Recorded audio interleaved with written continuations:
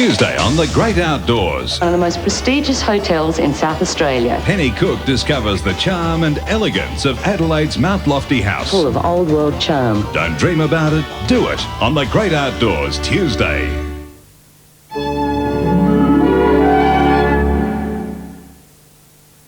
Monday's Experts. Talking Footy, brought to you by Sports Weekly. Always on the ball. Monday's Experts.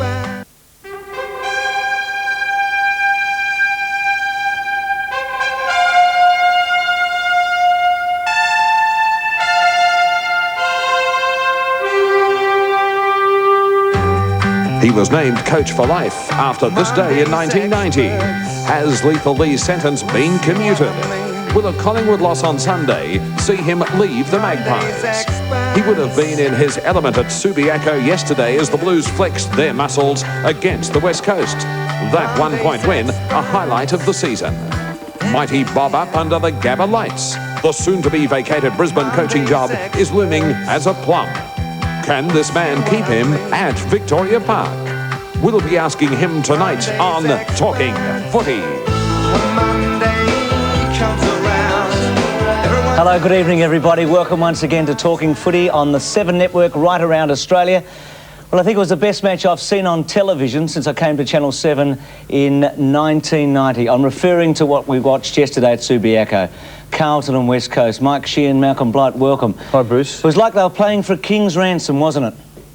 Well, there was more than that, I think. There was the pride that's at stake between two great competitors. It was a huge game, wasn't it? It was everything we wanted and a bit more. Blighty? Look, I just got the feeling in the last quarter that Carlton really didn't want to lose it. Now, that sounds silly. I really thought they'd win it. And, I can't give you any reasons other than it just seemed some endeavour that they just wanted to go through this season as the best performed side since 1970. And that's not to take anything away from the Eagles. Well, our special guest is Big Al, yes, Allan McAlister, the president of the Collingwood Football Club. Alan, welcome to Talking Footy. Thanks, Bruce. Do you get a lot of joy out of Carlton winning a big one like that? No. I was barracking for the Eagles. You must have been the only person in Victoria. This goes to Perth, this program, by the way. Yes, I was barracking for the Eagles, truthfully. Why? Because Collingwood and Carlton have been such competitors over a long time, really intense competitors. And whilst I respect Carlton, I also hate them. Fair enough. I want to beat them. And if we can't win it, I don't want them to win it. Gee, well, they were great. I don't know what to say. Let's have a look, Alan. D'Eulio early and then McKenna in the first quarter. Yeah, that was just bad luck, that one. And unfortunately, that happens sometimes in footy. But this one is one of the classics of all time. Bang.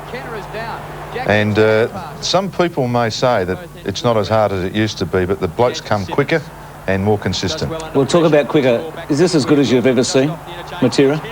No. I've seen him. Yeah, he's done it plenty of times, hasn't he? I've seen him do it plenty of times in grand finals.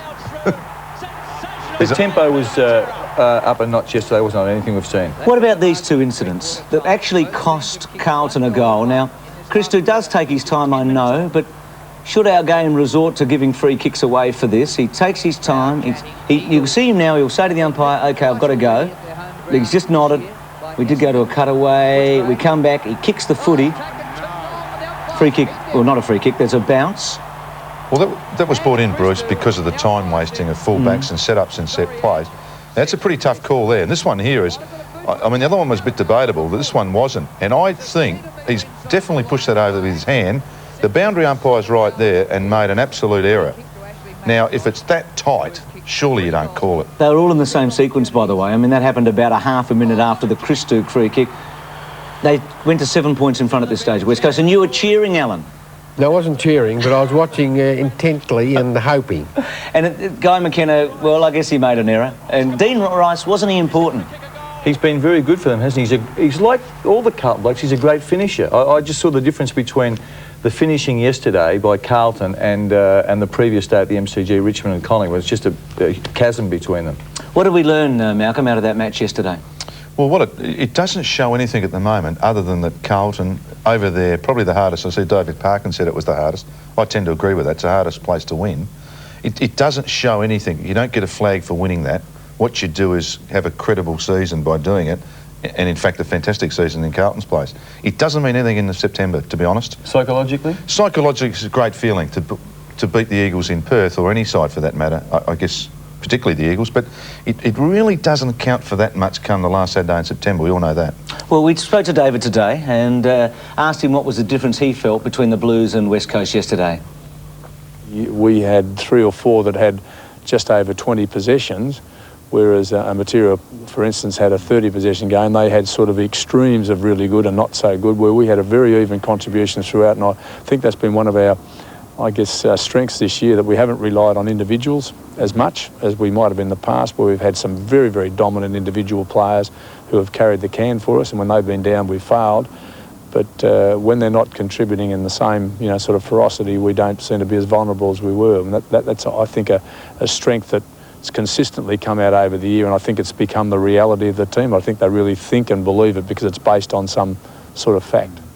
Talking about the depth there, interesting comment, wasn't it? I think it's critically important that they get the 22 that they're after, Bruce, because their morale's been hammered the last 2 years in the finals. If they go in with the record of the best performed team ever in a home and away season, I think that's going to be important to them. Well, no Pearce yesterday and no Brown. So no Brown and an ineffective Kernahan. He'll be better for the work he's getting. What's it mean to West Coast, I wonder? You talked about Carlton. We look at West Coast's record. You had some good facts and figures on Collingwood today that Allan probably didn't enjoy reading in this morning's Herald Sun, but this is the Eagles against the 6 teams that are confirmed in the finals alongside of them. In chronological order, we were amazed when we looked at these statistics today that they beat North at the Wacker early on and then have lost 7 consecutive games, and 3 of those matches have been at Subiaco, and they've been belted by Richmond at Optus, belted by Geelong at Cardinia Park, and belted by North Melbourne at Optus. What does that tell us about West Coast? They are absolutely amazing stats for the premiers of last year. What can you say about it? They're still sitting 5th, and probably with their best side. They've had a lot more injury this year than any other year, and I guess a lot of sides had, particularly yours, Allan. I mean, it's had a share of injuries too, but the Eagles have had more injuries than they've had the last 2 or 3 years. How do you rate West Coast, Allan? What does Collingwood think of them? I think they're the sleeper. I think Carlton, frankly, have done magnificently, and that game was a tremendous game, and looking at it made me realise the intensity of that level. How in the last quarter it was an enormous game. Are you saying there's something you haven't been used to by watching Collingwood recently? I just feel when you look at the Richmond game and the Collingwood game, I feel that Collingwood have got to take a step up when they've got to get to that level. Watching that, I think there's a lesson to be learned by us. But I also feel that, it's a case of timing yourself. Now, Carlton have been up for a long time. And, history has shown that to come through a final series after being up for so long will take a supreme effort. And if they come through, even I will have to dip my lid to them and say that's a magnificent performance. But I think the other mob are sort of just timing themselves, sleeping there, getting their players back. Well, that's a good point, Allan. Big run in. Because McIntosh, Evans, Mainwaring are probably all short of a run, so there's not much in it. There were a number of other big games. Let's look at Brisbane and also Essendon. You were there, Malcolm, for Channel 7. A great night with the fireworks and the lights. It is interesting, isn't it? And this is not really a political comment. This is just an observation. Everybody's anti-big night finals, etc. Yet everybody wants to have lights at their grounds, don't they? I mean, Subi are going to get them, and the Gabba have got them. And to watch footy at night is a pretty special thing, I feel. I'm not advocating for a night final. I'm just saying that's the fact. You like this fellow, don't you, White? Yes, look, I think this young fella's got something special, and it's no wonder that I believe he's high on the Dockers recruiting list. See that tap over the top there to Voss? Fantastic play. Just football smart, and this nearly won the game. It was great, wasn't it? I mean, that's a 20-metre knock back to Andrew Bewes. Not many players think of that.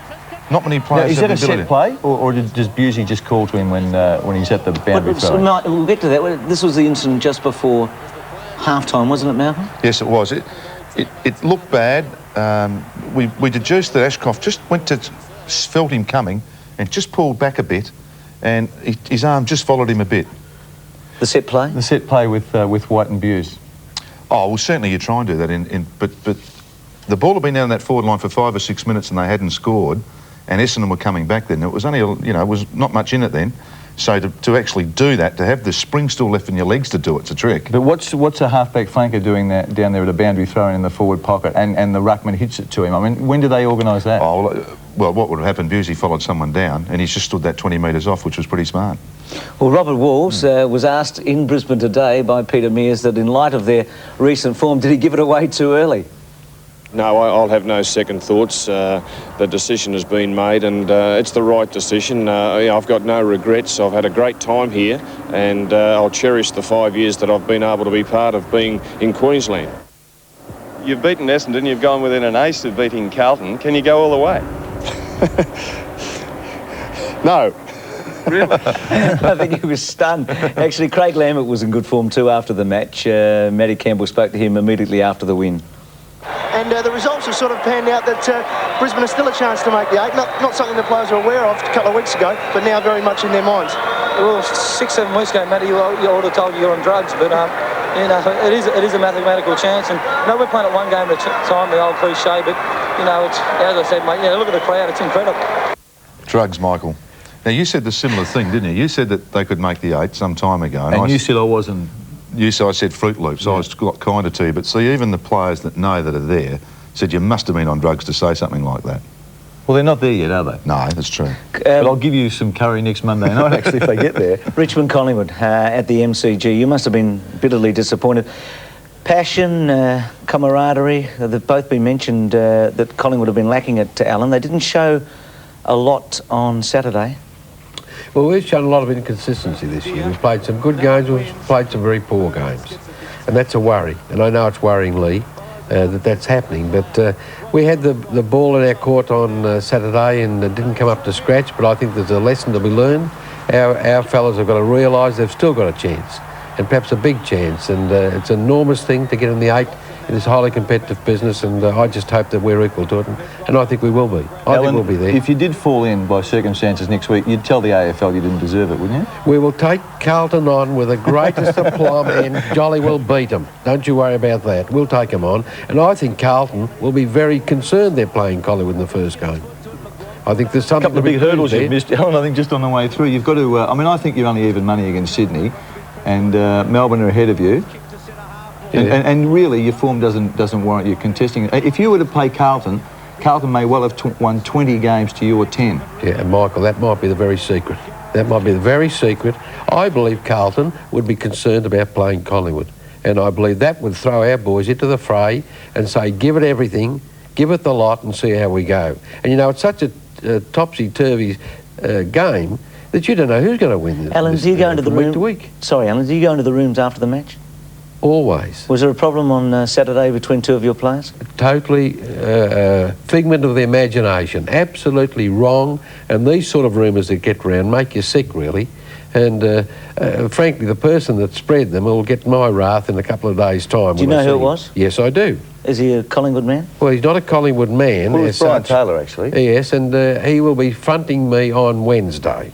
And I'll be talking to him in great depth about what's going on there. When I get to the bottom of it, if the person is guilty, then he'll get the wrath of me. But, Allan, perhaps you need a bit of passion in your football club, a bit of emotion. But you don't need that sort of thing. Well, maybe you need something. I thought it was a very lacklustre performance on Saturday. I reckon our boys realise it. And I believe that they realise they didn't perform well for our people and our massive supporters, and there's a point to be proved.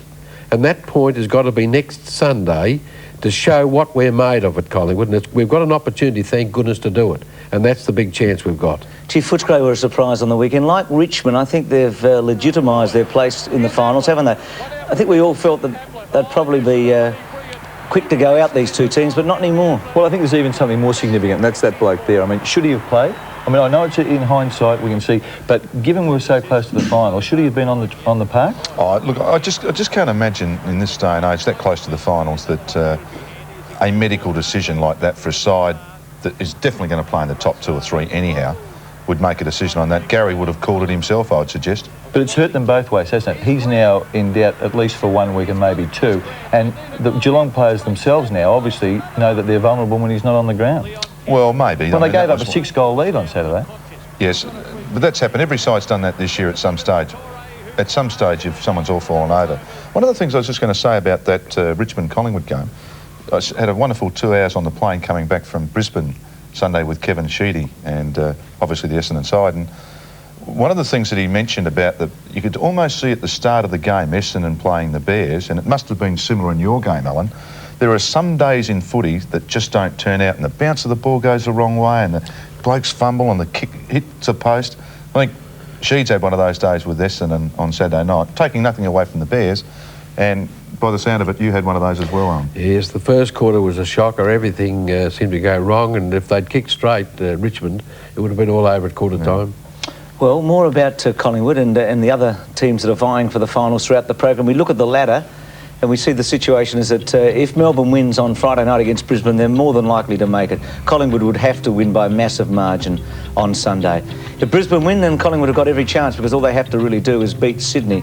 So at the moment, they're the three that are vying. Adelaide, well, they're 1,000,000 to 1. They've got to hope for a draw Friday night and for Collingwood to be beaten. Now, next week's rounds, Brisbane play Melbourne at the Gabba. At the moment, Brisbane are slight favourites over Melbourne. They've won 5 out of their last 6, Brisbane. On Saturday, the key games, well, Essendon Carlton, a key game, jockeying for position for Essendon. The same for Geelong at Hawthorn. North look like they'll probably finish in 6th position. Footscray will finish 7th. Richmond, important, they beat Adelaide. Adelaide probably out of it. And then on Sunday, the all-important game for Collingwood. Sydney can't make it. And then West Coast would want to just win to make sure they hold their 5th. Now, one interesting one. Because of the situation with Essendon and also Geelong, they're so close in terms of how many points they've scored for and against this year. If this happened, this is one of the scenarios, it doesn't have to be the exact, but if they finish with the same amount of points for and against, and they're the scores that will do it, Essendon 15-10, Carlton 12-10, Geelong 13-9, 10-8, they could both be beaten, there'll be a playoff. The AFL have decided there'll be a playoff to decide which team finishes second and which team finishes third. Yeah, Bruce, I mean, a playoff, I just couldn't imagine a club wanting to get involved in a playoff on a midweek game with another final the following week. I mean, I suggested this either 12 months ago or a couple of years ago that we looked as though we might have been that is Geelong at the time. I suggested a goal-kicking shoot-off, 10 shots with your best goal kicker on the Channel 7 News or something. Everyone laughed at me. Now you're laughing at me. Well, why would you? Yeah, well, it is. Can you believe that one, Alan? No, I can't believe that one, Brett. Well, how would you break it then, Alan? Well, Malcolm, I tell you what I think. If they're fair dinkum about this thing, if that ever happened, I think you'd take it at the last decimal point. If it's even 16 points. No, but you can't. If they're dead set even, you can't.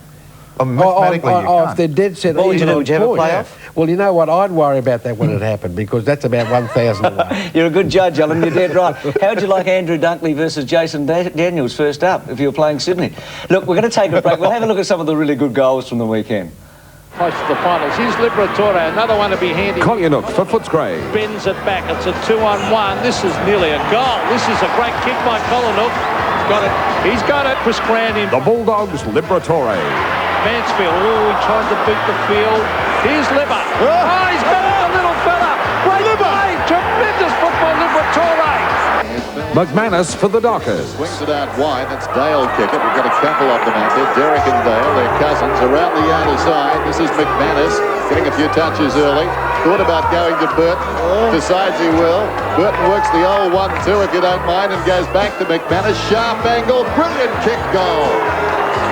Fremantle's Peter Mann. Waters gets the hand pass away. The long kick in towards full forward. Can Mann take a mark?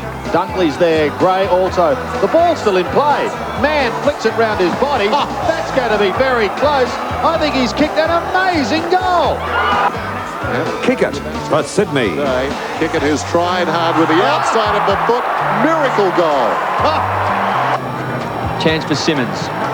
Like greased lightning, Matera, the West Coast Eagle. Interchange bench, here he comes, Matera! Paddles the ball along in front, kick a goal, will it bounce through? Sensational play, Peter Matera! Monday's experts. Out now, Australia's first magazine for all sports, Sports Weekly. This week, D-Day for Darren Jarman as he decides whether he'll come back home. We talk to Port veteran Greg Phillips as the club prepares to launch its new image for a new era. Zoran Maddock tells why City's Alex Tobin should be next captain of Australia and how the Army is helping Mark Taylor prepare his troops. Read about Greg Norman's master stroke, plus free inside giant posters of Carrie Webb and Chris Grant in Sports Weekly, on sale now. Now, this is the best movie offer you've ever seen. I'll be the judge of that. How do you get to see all the great movies at Wallace Cinemas and Drive-Ins for nearly half price? Don't know. Easy. Wallace Cine Savers. 12 tickets plus 6 candy bar vouchers, total value $139.35. Don't you think that's incredible? But there's more. Double whammy. You could also win a Wallace Gold Pass and other great prizes, all for just $70. Hurry, limited offer from any Wallace cinema or drive-in. Are you coming?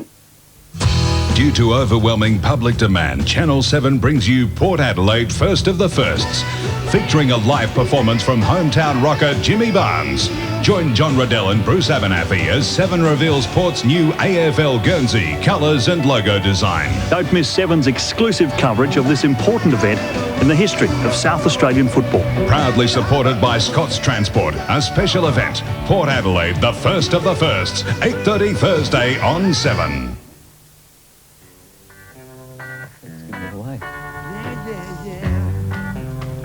Welcome back to Talking Footy. The big news today surrounding Gary Ablett and Rowan Smith.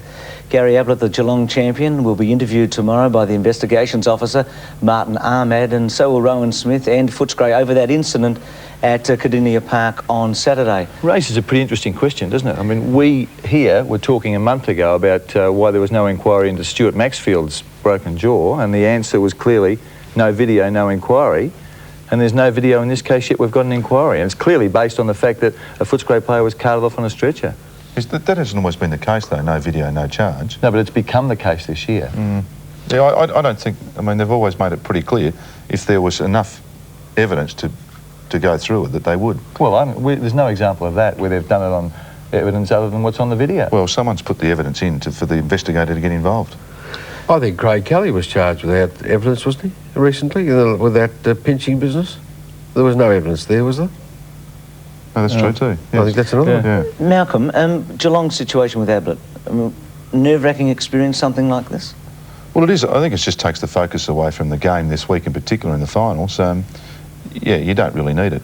I mean, that's all you probably need to say. I mean, it's just upsetting for everybody.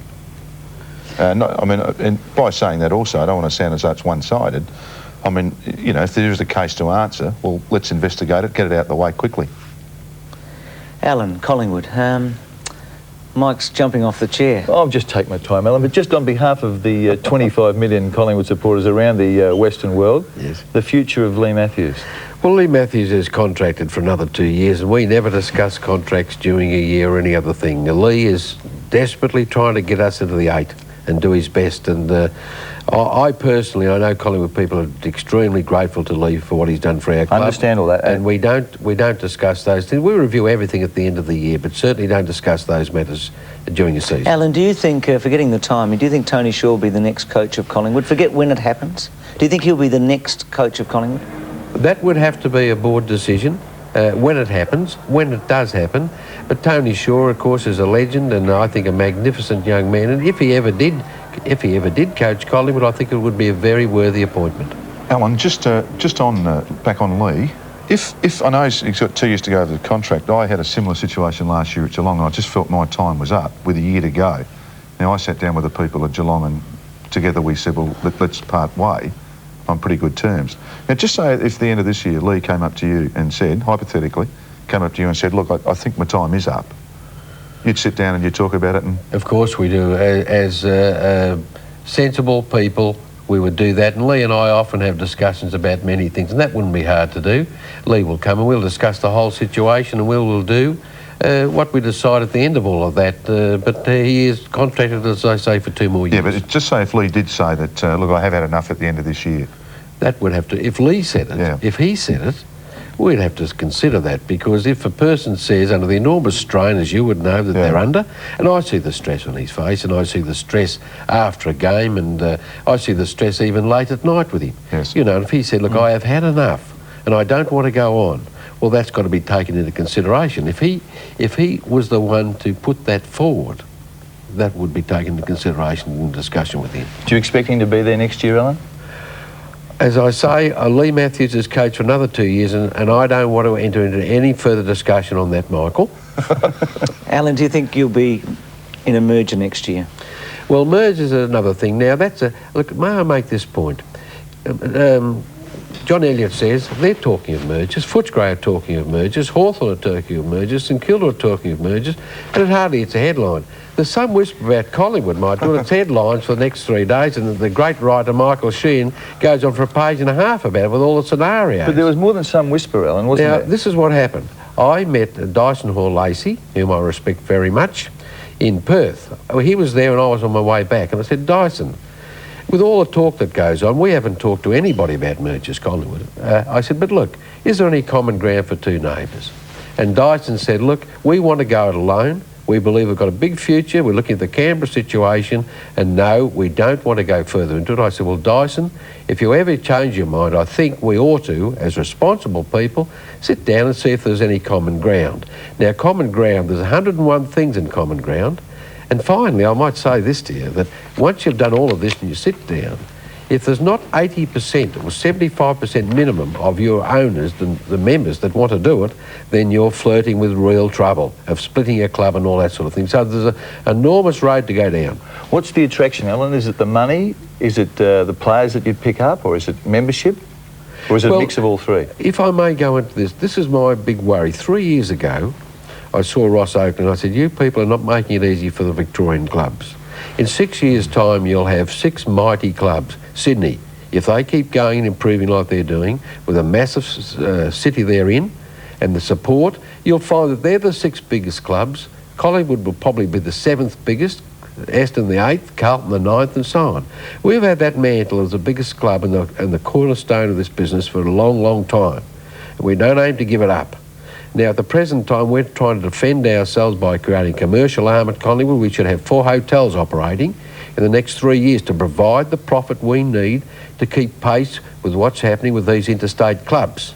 Now, as well as that, supposing there are 2 mergers here, Aston, say St Kilda and Carlton, and Hawthorn and Melbourne, which are the 2 you often hear about. That's only rumour, and I'm not spreading any rumours. I hear them like you all do. Say them again. Well, the 2 of those that I've just mentioned, supposing there. We'll play then that you've back. got a situation of 6 interstate clubs. You've got supposedly, not Collingwood, but Melbourne and There's a lot of hypothetical. Oh, yes, here, and supposedly Carlton and St Kilda. So then we're the 10th biggest club in this business. You're protecting your situation. Of course we are. And if we sit there like stuffed pansies and just say, what's going on here? What's happening? You've never sat like a stuffed pansy in all your life, Alan. And we don't intend to. And I want to make one more point. Collingwood's the flagship of this business, and it's going to stay that way. One way or But another. the only way you can stay that way is by merging? Stay that way by creating tremendous wealth. We've got to create, I reckon, 3 million extra profit per year to stay with salary cap increases and all the rest of the things that you will need. And that's one arm of it. The other arm is looking at what's happening as well, how our defence is standing up against what the attack has been made by the AFL. They've started all, and we're going to defend our position in this competition. But Alan, that's I think you're passing a bit of the blame elsewhere, are you not? Since you won the premiership, you've run 7th, 5th, 8th, 8th and 9th. Now, isn't your strength being competitive on the football field and having people come and watch you play? Michael, I've got to agree with you. Our main thing in football, and I've said it till our board members are sick of it, winning on the field is everything, everything. But you must have the support off the field so you can win on the field. Now, we've got to improve in that regard. I know we've got to improve. 1992 was a good year for us. We came first, equal third on percentages. We got beaten by St Kilda by 8 points after storming home, and the rain came and stopped us, and we could have won that. We had about 8 out that day as well. That was unfortunate. 91, we couldn't stop the party, as we admit to that, and I've got to take blame, I suppose, with Leigh, that we couldn't stop the party. 93 was a disappointing year. 94 was a rebuilding year, and 95 as we're still rebuilding. And you'd rebuilt, sorry Alan, maybe trying to get Tony Lockett at the end of last year? We had long talks with Tony Lockett. What was the situation there? Because you can tell us exactly how close you got. Well, I'll tell you that. We could not reach agreement on the board level. We couldn't reach agreement on the matter. I don't say we could have got him, because we had certain requirements of Tony, pretty stringent requirements of Tony if it came to our But he has, you're talking about his behaviour on and off? No, I'm just talking of general things. He's conducting himself brilliantly this year. Brilliantly, absolutely brilliantly. Do you think he would have made the difference this year? At Collingwood? that will always be a matter of conjecture. You would never know. It might have stopped Sav from... Rockers kicked 90 goals. It might have stopped him from doing it. Who will know? And none of the board members who are on, and it's a democratic society at Collingwood, none of them accuse the other. Did you vote in favour of Lockett? Yes, I wanted him. I'll admit to that, I wanted him. But, you know, it was... Leigh Matthews? I think Leigh would have been happy with him. But I think, and we discussed it, and none of us were certain, because of Sav and various other things, whether it was the right thing to do. But we didn't do it with no recriminations. We didn't do it. I think now he's an absolute model to the game, and gee, I'll be watching with great interest on Sunday. Absolutely. Allan, can I just take you back to the merger question? Are you mindful of the harm that can be done to a Fitzroy when they are linked with a Collingwood in discussions about possible mergers? You tell me, Michael. Well, I mean, we've had this story that, and I think it emanated from a story that was where a reporter was briefed about what Collingwood would like to happen. It comes back, it seems to me, to rebound on Fitzroy again, because they're talked about as the party being sort of seen to be taken over. Do you have is there any sense of responsibility about the damage? No, we were very, very careful about this, and any reporter, the report of that was a scenario on his part as to what he thought might happen in a circumstance. But we respect Fitzroy very much, and we're mindful of what you were saying. In the moment Dyson said to me they weren't interested, we said, well, that's the end of it. But if it had gone on, there's so much water to go under the bridge in that regard. You know, it's not a case of saying, we'll talk to you and we'll merge. I don't know whether discussions would end in a matter of that nature. There's so many things of a very contentious nature to come into it. Well, we're going to leave it there. And we're going to go out with a tremendous photo that's going to appear in Sports Weekly this week of Tony Lockett. Have a look at this with the security guard. Magnificent. That is a wonderful photo. It's going to win an award, I think, that one. Lockett, after kicking the 1,000 goals and being mobbed and grabbing onto the security guard for some sort of protection. I wonder if Craig Kelly will be that close to him on Sunday afternoon. We're looking forward to that. We're going to take a break. Comes around, everyone's an expert in my town. Out now, Australia's first magazine for all sports, Sports Weekly. This week, D-Day for Darren Jarman as he decides whether he'll come back home.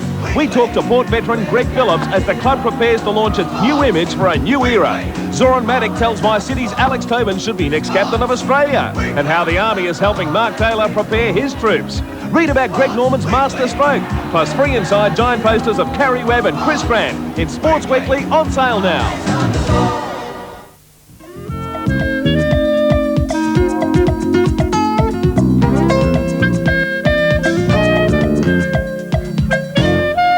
Harry's doing his bit to help. So will you help Harry?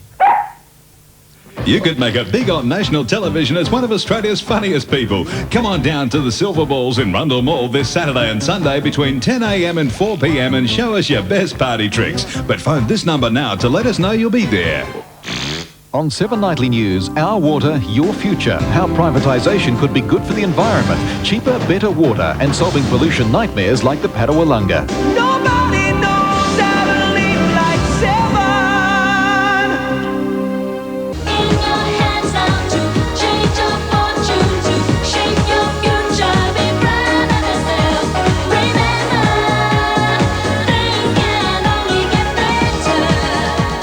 That's the famous one, isn't it? 1987, Tony Jewell, Richmond versus Sydney at the Melbourne Cricket Ground. And he came back and did it again for a second time, TJ. I can never understand that. Malcolm, how much hair did you have before you went to Geelong? I was just going to say, he's a premiership coach too. Well, Neil Baum nearly matched that. In fact, Tony was quoted in the paper today as saying, after this incident, when young Farmer handballed to Gary Lyon, Gary's expression's beautiful, you know, calm it down. And then Tony said, this was just terrific because Barmy's normally relaxed, but you'll see Neil in a moment, he just can't believe it. Oh, no. he's looking somewhere for some inspiration. Bruce, can I say this? You can say what you like, Alan. Look, I feel absolutely done after a game. I just want to go home and relax. If supporters feel absolutely done, what do these poor fellas feel? You know, the whole weight of that day's on their shoulders. Well, I'm just thinking maybe you should let Leigh out of that contract if that's the case. I remember he's a strong man. I remember Bobby Rose, Alan, but when Bobby Rose gave it away, I thought a month later he looked 10 years younger. Yes, no doubt. I was with Bobby when that happened, and poor old Bobby, he felt it so horrendously. You know, he felt for the supporter. I feel for the supporter we lose. Honestly, I feel for them as to what the fact they live this game, live it. What's happened to them on that day, the downer they've had because of it. And Bobby Rose, he felt all that, and I know he felt tremendous relief. Well, I'm just wondering about Brisbane's situation. You were there, Malcolm, on Saturday night, as we've already mentioned. Roger Merritt spoke to the players, as he's done quite a few times this year, and you'll see Robert Walls walk off at three-quarter time. Do you think Brisbane would rethink about the sort of man they would now appoint because of their late dash to the finals? Yes, I think they will, but I think they've got to be careful about that too. I mean, you get runs in footy, you know, and the ball rolls for you. They've created their own, I know. But I mean, I think you've still got to be careful about that.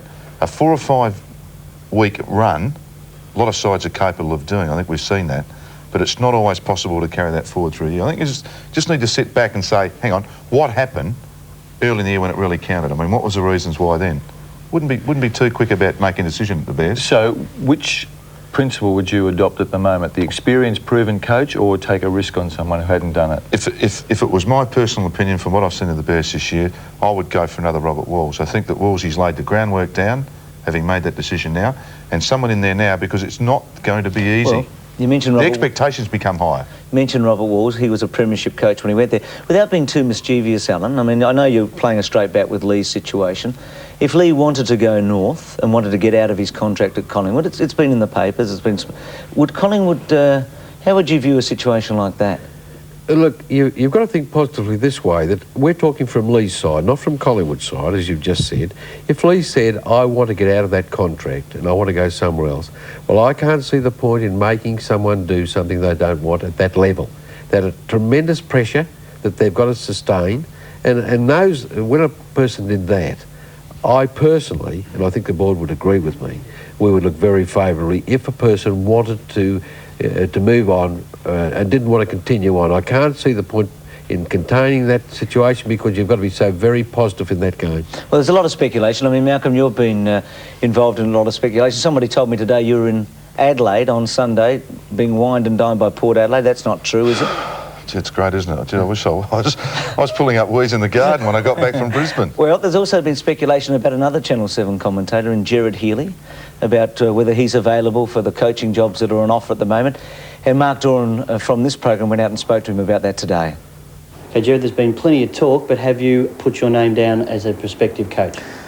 Well, basically, Mark, the answer's no. I'm very happy at the present time with the balance I've got in my life, the involvement I've got in football as chairman of selectors of Victoria, as a watcher from a media perspective, and that's not to say I wouldn't coach in the future, but right now I'd have to say very much a long shot, as Bruce McAvaney would describe it, perhaps a 10-to-1 shot.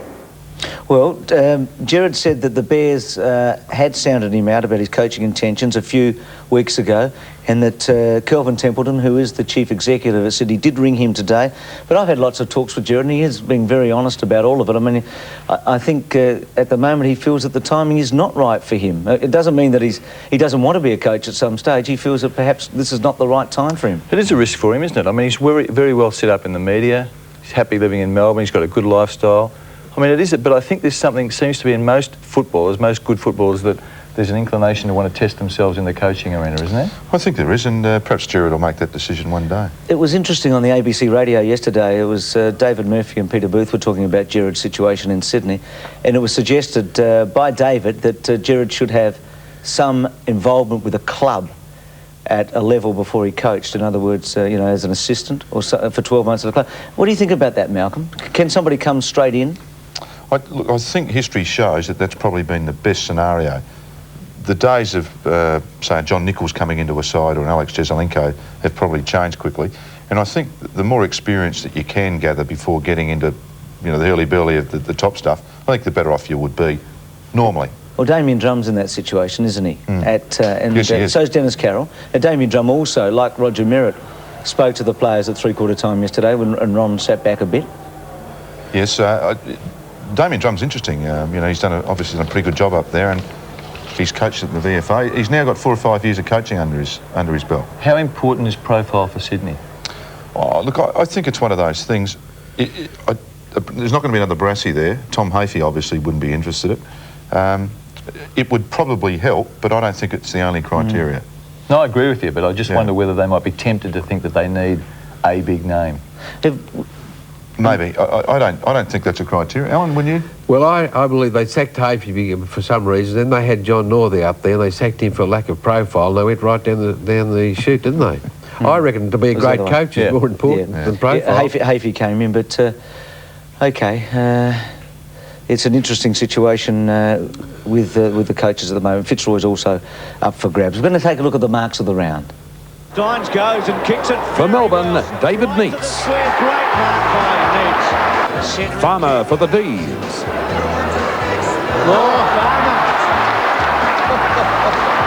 Which way? Skipper Brown for Collingwood. Brown sets himself and marks it beautifully. Geelong's Billy Brownless. And 2-on-1 here. Oh, big mark by Brownless. Goes White for Brisbane. Leppich works his way in front, over the top. Champion for the Bears. Kicking 7 minutes. Oh, champion, yes! Inside. Simmons, the West Coast Eagle. Williams, Simmons, well above. And the Eagles, Brett Heady. There's nobody on the goal line. Heady, oh, great mark! Magnificent mark by Brett Heady. Monday's experts. Tonight at 6:30, we run the ultimate road test. I'll be very interested to see. We put two evils behind the wheel. The laws don't stop anyone going out and using cannabis and driving. Drugs versus drink. 6:30 tonight.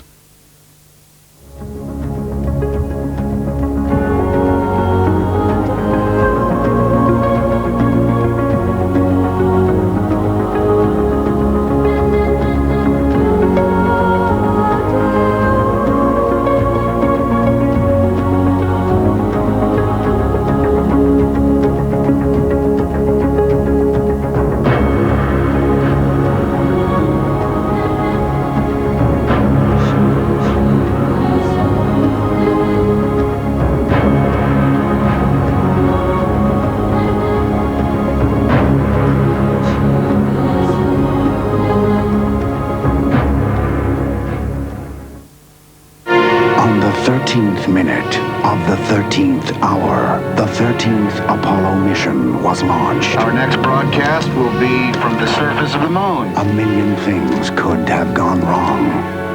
One did. We got a wicked shimmy up here. That's fine, Jack. What's the story here? Houston, we have a problem. Apollo 13 commences August 31st. Check newspapers for details. Experience that special date tonight. Simply call 0055 10444 and meet hundreds of interesting singles. Dating is fun, fast and easy when you call 0055 10444 now. Look out for the future. Yesterday is gone. Right here in South Australia, we're going all the way.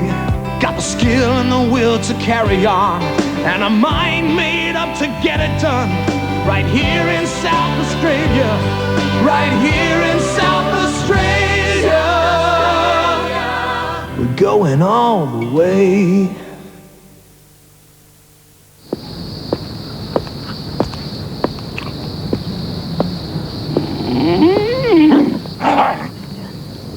Mate, you want to call your dog off? What's the problem? I think he wants me Farmers Union iced coffee. I'd put it down quick if I were you. Yeah, you're right.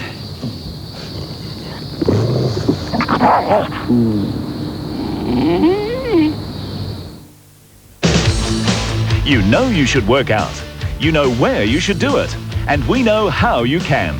It's Too Busy, the full gym membership for busybodies. For only $180 a year, you get 2 workouts a week any time of the week, so you're never too busy. That's Too Busy, the flexible, twice a week, 1-year membership, only $180, and only at Body Workshop.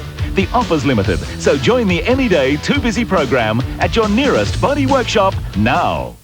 7:30 Wednesday. Tim strains his favourite muscle. You ever feel like your whole groin is on fire? every night, Tim. Can he survive? Here you go, Tim. Don't miss the fun. Home Improvement, Wednesday on 7.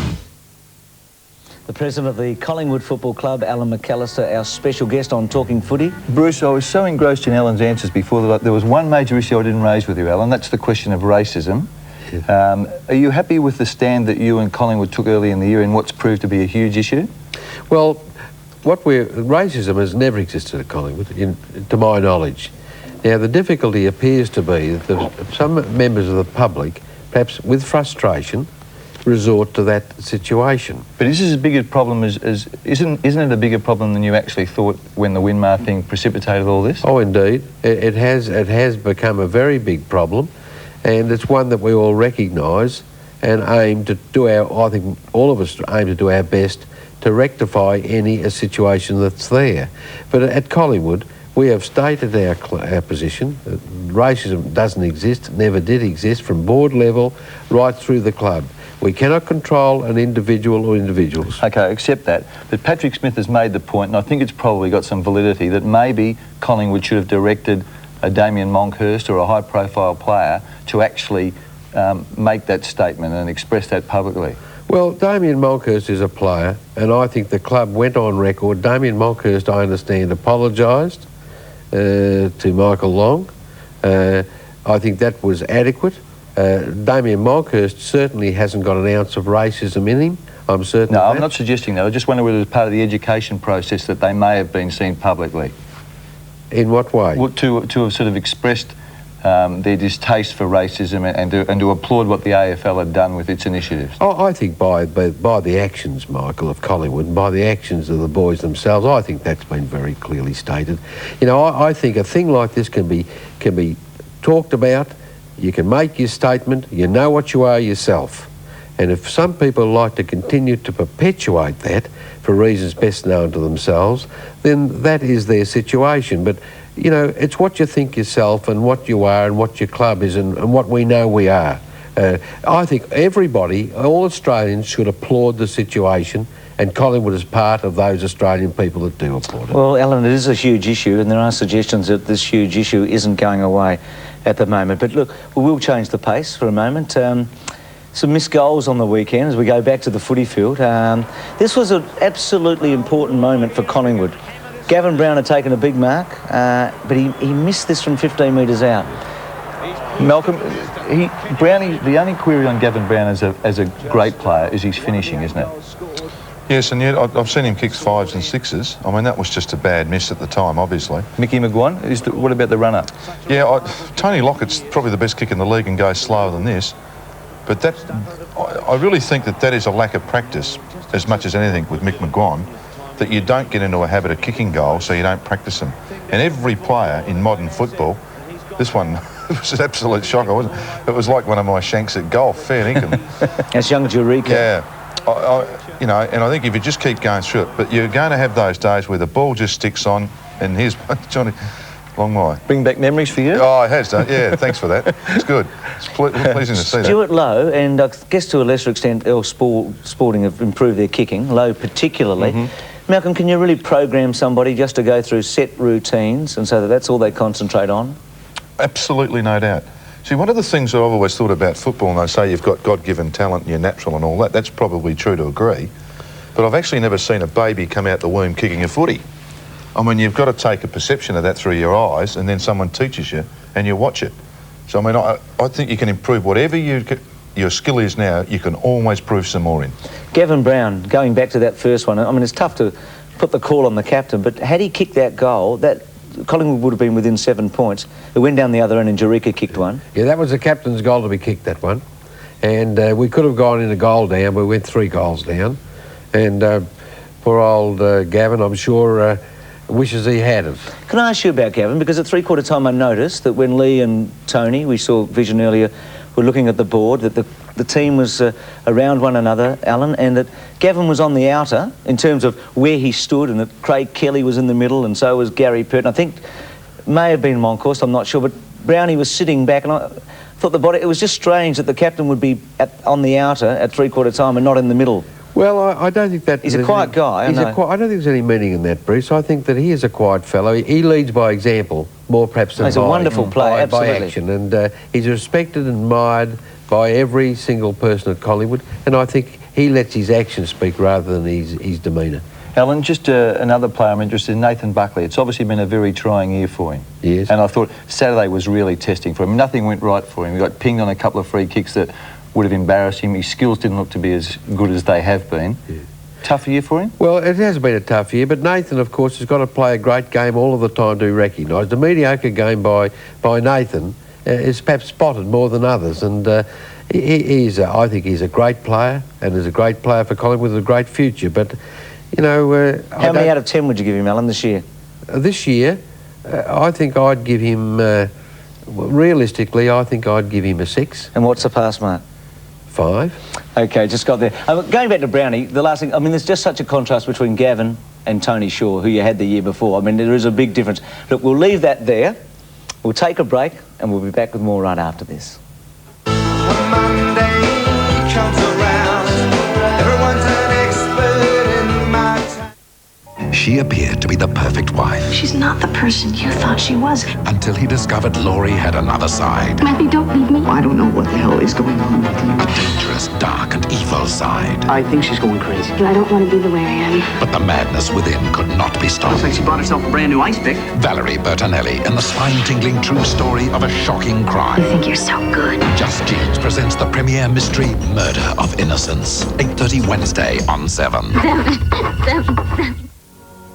Ansett Australia has more flights to more destinations in Australia than any other airline. Because some meetings are too important to miss.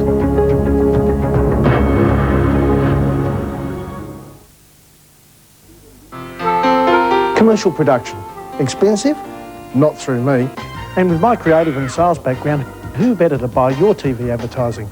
Or whatever your needs, I'll give you value and service with a little help from my friends. Got to get to global. People who work for themselves and want your advertising to work for you. Action. So call me on 373-2255 and call me Forry. There's this sort of whistle coming from under the bonnet. A whistle? Yeah. What, like... No, it's more... Oh, Yes, that's it. Seems to be the problem.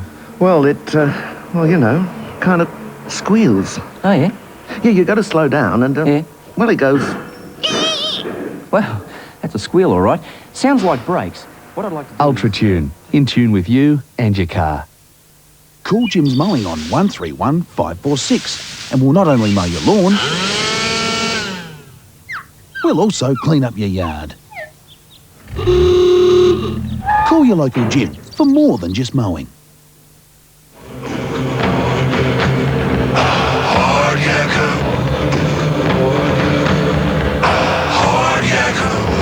Australians have always known it. There's nothing tougher than hard yakka. Chucky says it's time to cash in on Flintware's Father's Day cashback sale. Up to 100 famous name power and hand tools, all ready for Dad, and all with cashback bonuses into the bargain. $5 cashback on this group of tools. $10 cashback on this group. And $20 cashback on these bargains. The fabulous Flintware Father's Day cashback sale is on now. And as Chucky says, you won't find a better deal on quality tools anywhere in town. Choice contacts are exclusive on 0055 10 159. Call now and listen or leave messages for as many Choice contacts that you like the sound of. Call 0055 10 159 right now. You know you should work out. You know where you should do it. And we know how you can. It's Too Busy, the full gym membership for busybodies. For only $180 a year, you get 2 workouts a week any time of the week, so you're never too busy. That's Too Busy, the flexible, twice a week, 1 year membership, only $180, and only at Body Workshop. The offer's limited, so join the Anyday Too Busy program at your nearest Body Workshop now. Almost at the end of another Talking Footy program. News tonight from Adelaide. Tony Hall has decided to retire. for business reasons, he said, next year, the double premiership player at Hawthorn. And a little one for you, Alan, before we do go out. Ron Barassi I spoke to on Friday night about his finale as a coach, and this is what he had to say about his last game in particular.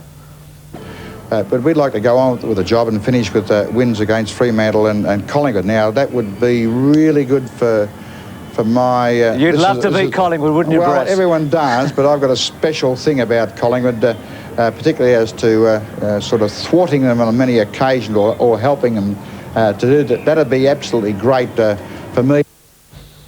Great for him. I heard that, and I'd love to rub his nose in it on Sunday. You'd love him as coach too. You would have liked to have had him as coach, wouldn't you? No, he was too much anti-Collingwood to come to our place. We didn't want him. There's been a special hate-love relation, or any love at all? Or just... Great player, Ron Barassi, a great leader, but he hated Collingwood, so we don't like him either.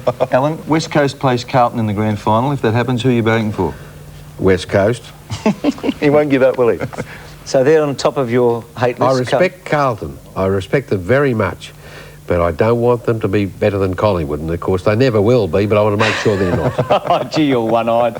You are so one-eyed. Look, we might look at the odds for the finals. You're a betting man, Alan. This is the final 8. Collingwood is 6-4. This is the National Sportsbook. And Brisbane 6-4. Melbourne 11-8. You cannot get much closer than that as it comes down to the wire. No. Carlton are favourites, obviously, for the flag. Collingwood 100-1 to win the flag. What about $1 each way, Collingwood? I'll take 50 of that. Good on you. Alan, it's been a pleasure. Good on you. Thank you, Bruce. I'm not sure who's won on points between yourself and Mike. We'll catch you... maybe during the finals, Alan. I'm not sure if you'll be sitting on the ground or not. Malcolm, catch you again next week. Good, Bruce. And also to you too, Mike. We're going to leave tonight with a little tribute to Doug Hawkins, who may have played his last game. It was his 350th. He did a hamstring on the weekend. Dancing Doug.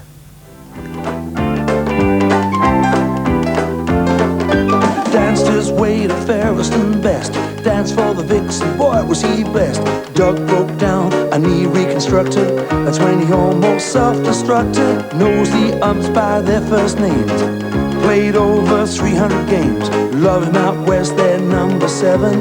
Dancing Dougies, a fair income legend. Dancing Dougie, dancing on his wing.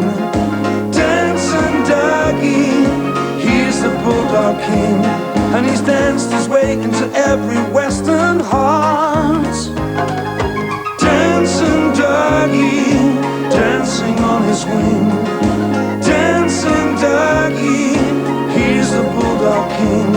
And he's danced his way into every Western heart.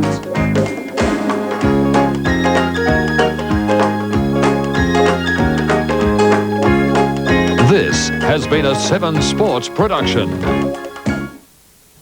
Monday's experts. Talking Footy, brought to you by Sports Weekly. Always on the ball. Monday's experts. 8 o'clock Wednesday, it's the world's wackiest and wildest videos on TV. Crazier than jelly wrestling, bigger than Super League, madder than any game show, weirder than any wedding. Join Frankie J for world's wackiest videos Wednesday.